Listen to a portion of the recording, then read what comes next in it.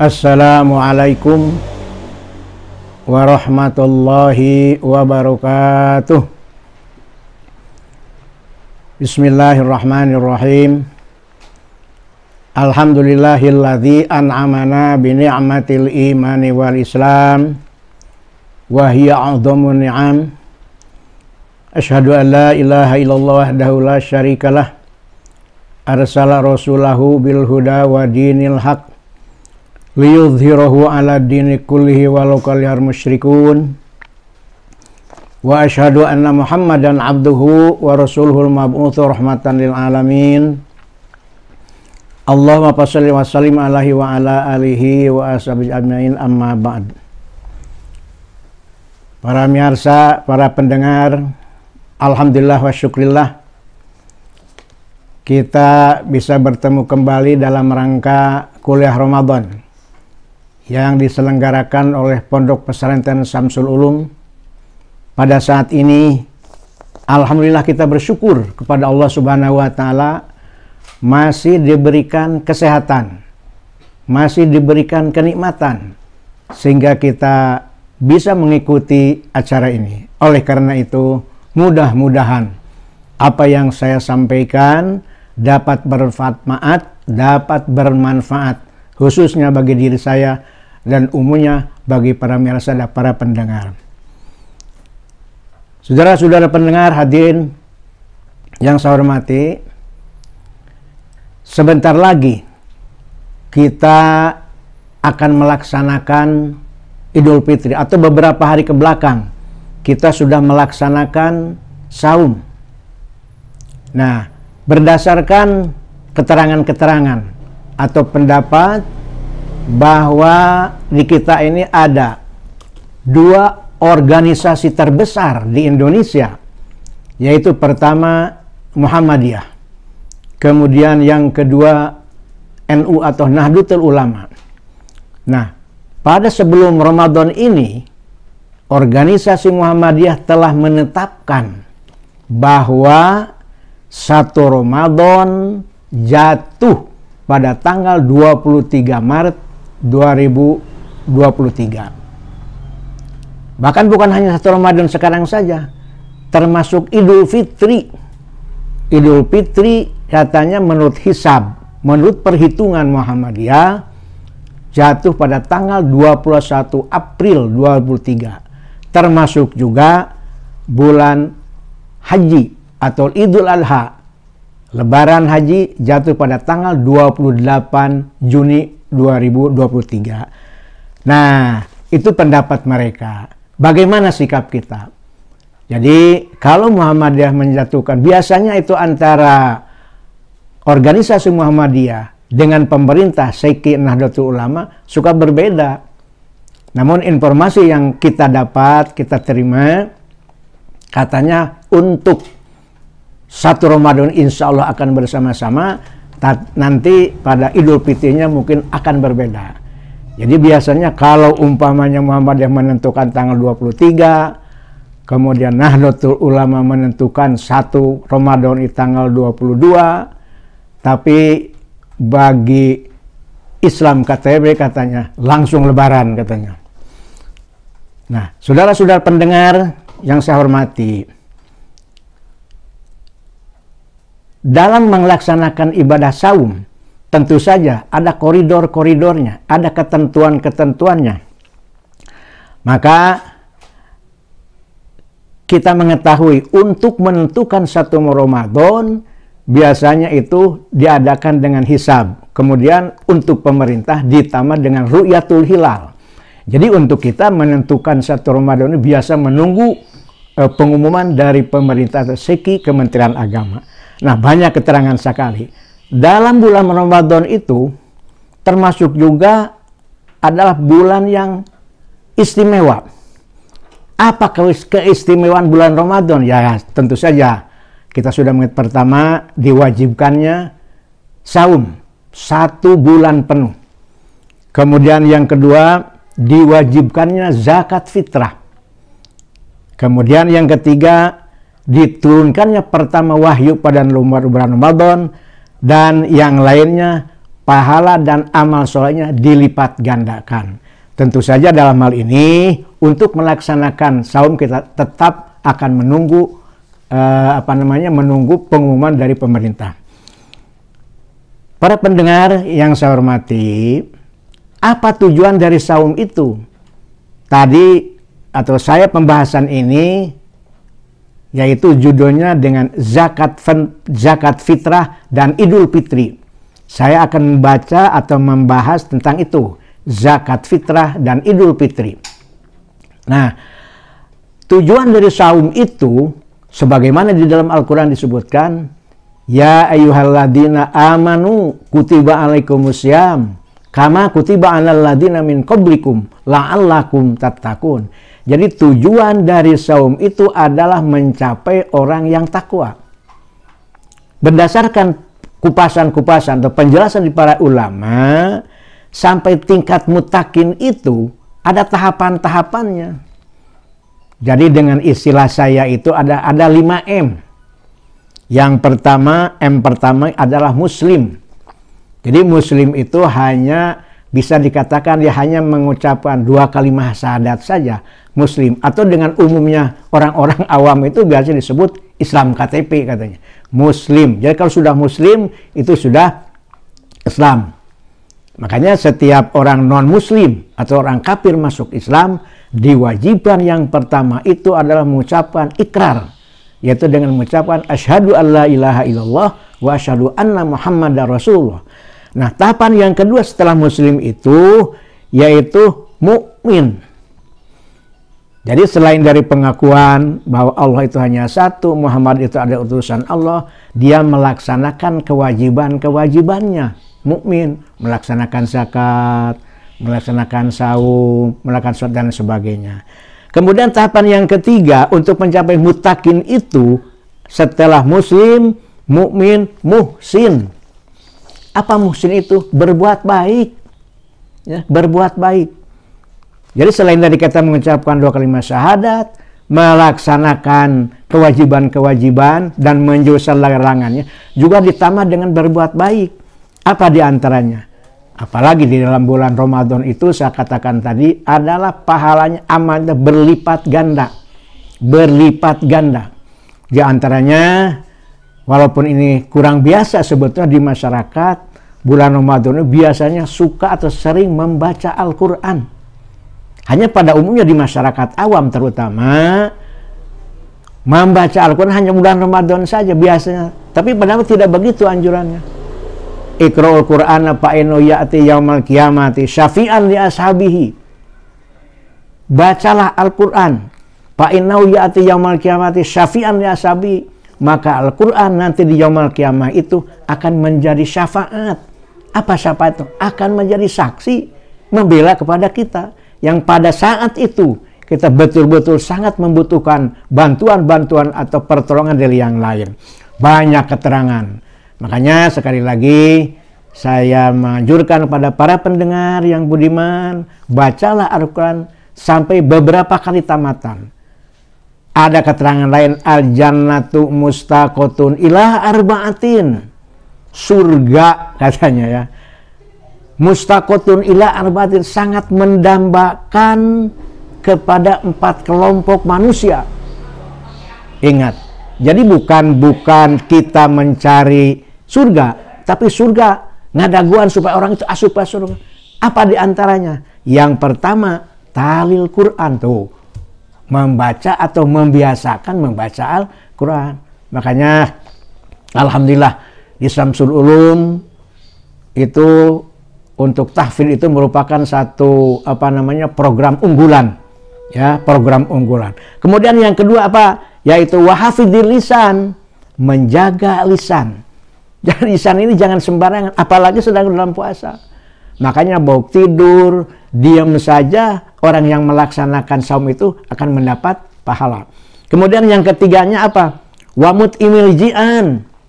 Wamut imiljian, memberi makan kepada orang yang sedang lapar.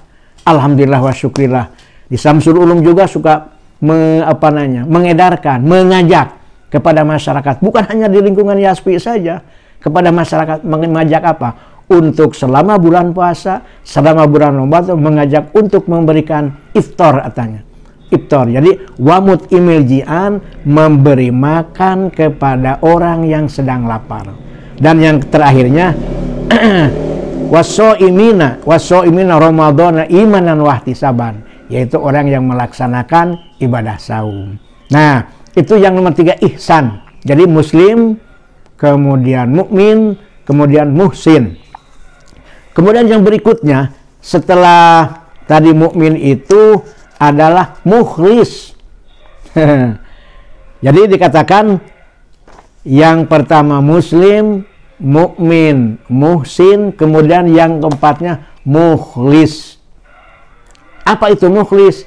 Segala sesuatu pekerjaan itu harus dengan ikhlas. Dengan ikhlas, bukan karena motivasi yang lain, bukan karena ada calon mertua umpamanya, atau juga ada dorongan-dorongan, bukan. Mengerjakan nolong kepada yang lain, memberikan makanan, memberikan sedekah, infak dan sebagainya, bukan. Tapi karena ikhlas. Nah, setelah melalui yang 4 tadi, baru sampailah kepada muttaqin. Mudah-mudahan para pendengar, para pemirsa semuanya, kita melaksanakan ibadah itu sampai kepada tujuan kita, yaitu menjadi orang-orang yang takwa kepada Allah Subhanahu wa taala. Nah, kaitannya dengan pahala membaca Al-Qur'an. Tadi disebutkan bahwa membaca 1 huruf saja itu mendapat 1 pahala. Ya, man qara'a harfan min kitabillah falahu hasanatun. Barang siapa membaca 1 huruf dari ayat Al-Qur'an saja, 1 huruf, maka akan mendapat 1 kebaikan. Wal hasanatu bi asri amsalihha, dan setiap kebaikan akan dibalas 10 kebaikan, 10 pahala. La aqulu alif lam mim harpun.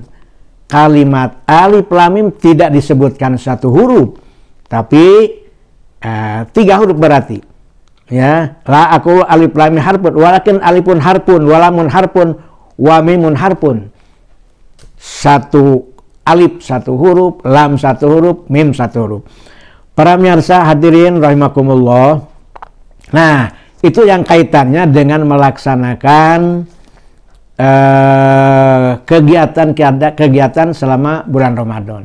Selanjutnya, dalam agama Islam ini, ya, kita mendengar adanya beberapa hari besar. Adanya beberapa hari besar Islam yang sudah ditentukan baik oleh pemerintah dan juga sudah dilaksanakan oleh masyarakat. Di antaranya apa? Idul Fitri tanggal 1 Syawal, kemudian Idul Adha 10 Zulhijjah, kemudian 1 Muharram tahun baru, kemudian Isra Mi'raj 20 Rajab, 12 Rabiul Awal, apa itu? Muldan biasanya. Nah, sebentar lagi dan mudah-mudahan saum kita ini sampai kepada melaksanakan Idul Fitri. Para pendengar yang saya hormati, dalam kewajiban kita selama bulan Ramadan tadi sudah sebutkan, di antaranya melaksanakan atau mengeluarkan zakat fitrah. Mengeluarkan zakat fitrah itu merupakan satu kewajiban. Farada Rasulullah SAW zakat al-fitri min Ramadan tuhratan lisoim minal lagbi warrafati watu matal masakin. Rasulullah telah mewajibkan zakat fitrah bulan Ramadan. Untuk apa? Tuhratan lisoim, untuk membersihkan bagi orang yang berpuasa. Membersihkan dari apa? Minal lagwi warrafati, membersihkan dari kata-kata yang kotor, kata-kata yang jelek, ya. Kemudian waktu matal masakin, dan memberikan makanan bagi orang-orang miskin atau fakir. Nah, para pemirsa hadirin rahimakumullah, karena kebetulan di sini juga ada ini kru, ya, saya katakan hadirin saja. Dalam melaksanakan zakat fitrah, pemerintah kita sudah diatur atau sudah mengatur, yaitu dengan adanya Baznas atau Badan Amil Zakat Nasional. Ini secara nasional. Di sini barangkali baiknya pemerintah kita sudah mengkoordinir membuat satu aturan, membuat undang-undang. Malah bukan sekarang saja zaman Pak Jokowi, sebelum Pak Jokowi juga Pak Bambang Yudhoyono, Susilo Bambang Yudhoyono sudah membuat aturan-aturan yang mendorong kegiatan-kegiatan Islam.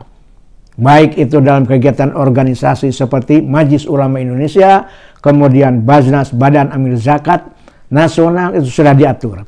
Oleh karena itu kita mengucapkan terima kasih. Kemudian setelah kita ditampung, setelah kita menampung dari zakat fitrah itu, kemana disalurkan? Nah maaf, di sini memang kita sudah biasa. Tapi pada umumnya barangkali kurang begitu paham siapa mustahik-mustahiknya, atau juga sudah banyak. Tapi kriteria satu persatunya siapa mustahik untuk zakat fitrah maksudnya, sebagaimana di dalam Al-Quran disebutkan di dalam surat At-Taubah ayat 60, Bismillahirrahmanirrahim, innamas shadaqatu lil fuqara'i wal masakin wal amilina 'alaiha wal mu'allafati qulubuhum wa fir riqab wal gharimina fi sabilillah wa ibnis sabil faridatan minallah. Jadi mustahik dari zakat fitrah itu ada 8 asnaf Islam. Ada 8 asnaf. Ada 8 golongan. Ada 8 bagian. Nah, kita akan uraikan. Memang ini sekali lagi masyarakat sudah tahu ya. Tapi saya akan lebih rinci lagi. Mana yang 8 asnaf ini? Yang pertama yang disebut fakir. Ya, yang pertama yang disebut fakir. Apa itu fakir? Fakir itu yaitu orang yang tidak mempunyai mata pencaharian tetap. Itu fakir. Akan beda dengan muslim. Jadi fakir yang pertama, apa itu fakir? Yaitu orang yang tidak mempunyai pekerjaan tetap. Artinya tidak bisa usaha. Sedangkan kan hari dia itu punya keluarga, punya anak, punya ibu dan sebagainya. Nah, itu fakir. Kemudian yang kedua, nah, apa istilah fakir? Saking fakirnya, saking tidak punya apa-apanya, ada istilah Sunda itu, ada istilah itu sebutkan samping jantut katanya, baju pungsat, dahar sore hente isuk, usaha koreh-koreh cok. Nah, cara tahu koreh-koreh cok itu para pendiri, para pendengar ya. Cara hayam ngoreh-ngoreh baru dipacok gitu. Samping pungsat, baju pendek, kemudian dahar sore hente usaha koreh-koreh cok begitu. Itu saking apanya itu? Saking fakirnya. Kemudian yang kedua miskin.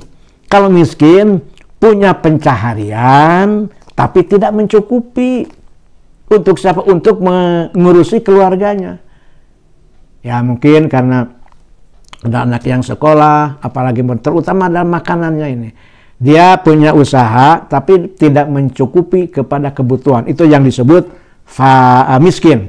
Kemudian yang ketiga, yang berhak termasuk asnaf 8 itu adalah amil atau amilin, atau lembaga atau badan yang mengurusi zakat.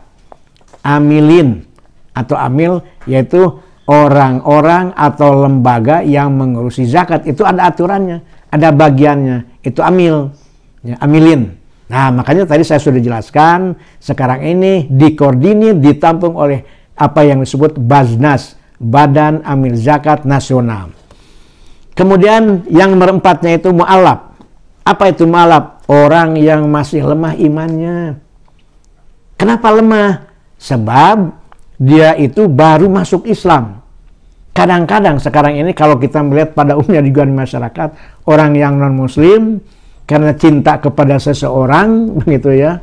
Nah, mau nikah sedangkan dia beda agama, masuk Islam dulu. Nah, nanti setelah nikah mah kadang-kadang balik lagi. Nah, itu makanya setiap mu'alaf yang masih lemah imannya, kalau dari non-muslim itu perlu dibantu, dibina. Sebab mereka tidak bisa apa-apa tuh. Nah, di sini itu perlu. Ya perlu, alhamdulillah sekarang juga para pendengar dan pemirsa supaya tahu juga di DKI Masjid Agung ada ruangan khusus untuk membina. Ada beberapa ibu termasuk mu'alaf itu. Itu di antara. Jadi mu'alaf itu orang yang lemah iman, yang perlu dibantu, jangan sampai apalagi nanti kalau sudah masuk Islam dia itu berbuat akan menjelekkan Islam, itu sangat berbahaya sekali. Kemudian yang kelima, riqab. Nah, istilah secara harfiah riqab itu sebetulnya tidak ada. Apa itu riqab itu? Yaitu memerdekakan abid. Ya, memerdekakan abid. Tidak ada sebetulnya. Kemudian yang 7, sabilillah. Orang atau lembaga usahanya hanya untuk agama, hanya untuk kepentingan umum. Hanya biasanya di kita ini disebut para asatid gitu, yang suka ngawuruk ngaji, betul-betul itu berhak juga. Kemudian yang nomor 7 adalah sabilillah. Apa itu sabilillah? Yaitu lembaga atau usahanya untuk keagamaan tadi. Dan yang terakhir Ibnu Sabil. Apa Ibnu Sabil? Yaitu orang yang kehabisan ongkos dalam perjalanan. Nah, itu pendapat yang pertama. Jadi pendapat yang pertama itu mustahik zakat itu adalah untuk 8 asab. Sedangkan untuk pendapat yang kedua katanya untuk mustahik zakat fitrah itu dapat atau boleh diberikan kepada 8 asnaf, tapi diutamakan. Nah ini stressingnya begitu. Tapi diutamakan untuk fakir miskin. Jadi ada beda. Kalau yang tadi Muhanawi kita sudah berikan. Tapi kayak pendapat yang nomor 2 ini boleh kepada yang 8 asnaf, tapi harus diutamakan kepada fakir dan miskin. Sedangkan yang pendapat yang ketiga, yaitu yang didukung oleh Ibnu Qayyim dan Ibnu Taimiyah, ini hanya, nah ini hanya. Jadi hanya itu khususon, hanya kepada fakir miskin saja. Katanya hanya kepada fakir miskin saja. Itu pendapat yang ketiga. Nah, bagaimana kenyataannya di masyarakat kita ini? Pada umumnya mungkin saya lihat daripada 3 bagian tadi kepada bagian yang nomor 2, artinya boleh kepada 8 asnaf dan diutamakan kepada fakir miskin. Tapi ingat ya, orang kewajiban melaksanakan zakat fitrah menurut aturannya, dia itu wajib mengeluarkan zakat fitrah hanya punya makan pada hari itu dan untuk besok. Hanya punya makanan untuk malam itu dan untuk hari besok katanya. Berarti itu apa? Berarti itu sudah wajib melaksanakan zakat fitrah. Nah kalau dilihat begitu caranya, berarti sangat sedikit tuh orang yang hampir banyak sekali orang yang wajib melakukan zakat fitrah. Malah di kampung mau mendengar katanya ada istilah zakat keliling. Apa zakat keliling? Dari bapak kepada anak, anak ke saudara terus. Wah itu tidak dibetulkan, itu tidak benar itu. Nah itu para miyarsa, para pendengar yang berhubungan dengan mustahik zakat. Yang terakhir, nah ini bagaimana setelah kita melaksanakan saum 1 bulan, maka kita akan melaksanakan sholat Idul Fitri. Nah, bagaimana tata caranya atau adab-adabannya Idul Fitri? Yang pertama, nah ini biasanya saya salah seorang pengurus PHBI, Panitia Hari-Hari Besar Islam, yang suka menangani Hari Besar Islam melaksanakan Idul Fitri di lapangan Merdeka. Jadi bukan lapang, istilahnya lapangan Merdeka. Apa yang harus dilaksanakan? Yang pertama, sebelum kita berangkat ini maksudnya adab-adaban pada hari raya Idul Fitri menuju tempat Id, menuju tempat sholat Id. Yang pertama, mandi dulu. Mandi yang bersih, pakai sabun, kemudian pakai wangi-wangian, kemudian juga tidak kalah pentingnya pakai baju terbaik. Baju terbaik maksudnya baju pang alusna, lain baju utuh. Ada baju utuh bisa terkabeli engke. Tapi alhamdulillah ini lihat para kameramen di Samsul ini waritih bajunya itu ya. Nah, jadi yang pertama itu mandi, kemudian pakai wangi-wangian, kemudian memakai baju terbaik. Kemudian yang kedua, sebelum berangkat, nah sarapan dulu. Karena Rasulullah SAW la yagdu yaumal fitri hatta yakulat tamarot. Jadi Rasul tidak berangkat melaksanakan Idul Fitri, tapi dia harus memakan beberapa butir korma saja. Itu untuk melaksanakan Idul Fitri. Tapi kalau pada waktu Idul Adha tidak begitu. Ya, pada Idul Adha tidak apa? Tidak sarapan dulu. Kenapa? Sebab biasanya kan kita sudah motong kurban. Ya, motong kurban. Itu. Kemudian yang berikut nomor 3. Nomor 4. Bersegera menuju tempat sholat. Bersegera menuju tempat sholat. Ingat para pemirsa, saya sedang menjelaskan tentang adab-adaban berangkat menuju tempat Idul Fitri. Jadi yang nomor 3 ini bersegera menuju tempat sholat. Kenapa? Nah, sebab kalau orang yang biasa belakangan itu kan mungkin akan di belakang. Ya, apalagi kurang tempat. Ya, malah yang paling sulit biasanya saya melaksanakan atau mengatur orang akan melaksanakan Idul Fitri seperti di lapangan Merdeka. Tidak boleh bapak-bapak sholat di belakang ibu-ibu. Tapi kenyataan ada sebab apa? Sebab datangnya ke lapangan Merdeka itu apa? Ya belakangan. Lebih dulu ibu-ibu. Padahal itu aturan tidak boleh begitu. Laki-laki melaksanakan harus ada di depan. Gitu ya. Nah, kemudian setelah itu jalan kaki. Nomor 4-nya jalan kaki. Jalan kaki itu juga harus berbeda. Seperti kalau ini khususnya untuk di lapangan Merdeka ini. Sekali di lapangan lah maksud. Kalau umpamanya kita menuju lapangan Merdeka, dicontohkan saja dari Gunung Puyuh, berangkatnya jalan Bayangkara ke atas, ya, kemudian pulangnya jalan bawah begitu. Itu maksudnya apa? Sebab itu sunat untuk supaya langkah kita akan dihitung. Langkah kita akan jadi saksi bahwa kita ini akan melaksanakan sholat Idul Fitri. Nah, itu nomor 4. Kemudian para pendengar, para pemirsa yang saya hormati, di samping itu juga bertakbir. Coba bayangkan oleh kita umat Islam melaksanakan sholat di lapangan Merdeka, dari penjuru, dari timur, dari barat, dari selatan, dari mana lagi, dari utara, semuanya orang menyerukan dengan bertakbir. Masya Allah, insya Allah non muslim minhum itu akan gemetar dengan mendengarnya suara takbir bersama-sama sambil jalan kaki. Kita sudah bisa membayangkan itu anjurannya. Nah, adab-adaban tata krama. Jadi selama melaksanakan atau berjalan menuju tempat sholat itu kita bertakbir, jalannya berbeda. Kemudian sampai di tempat, nah ini suka salah kaprah ini, ya. Apa salah kaprahnya? Begitu sampai ke lapangan, dia itu padahal belum waktunya, paling pukul 5:30, dia melaksanakan sholat, ya. Entah sholat apa itu saya kurang ngerti. Padahal menurut pendapat saya ada satu keterangan an Ibnu Abbas an Nabi sallallahu alaihi wasallam shalla yaumal idi raqatain lam yusolli qoblahuma wala ba'dahuma. Jadi Nabi melaksanakan sholatnya 2 rakaat lam yusolli qoblahuma, tidak melaksanakan sholat 2 rakaat, wala ba'dahuma, tidak melaksanakan sholat 2 rakaat, tidak.